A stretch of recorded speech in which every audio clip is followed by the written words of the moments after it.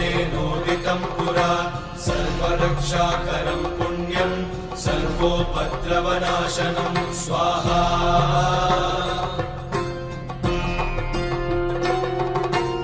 सर्वसम्पत्करं चैव स्वर्गमोक्षप्रदायकं ध्यात्वा नृसिंहं देवेशं हेमसिंहासनस्थितं स्वाहा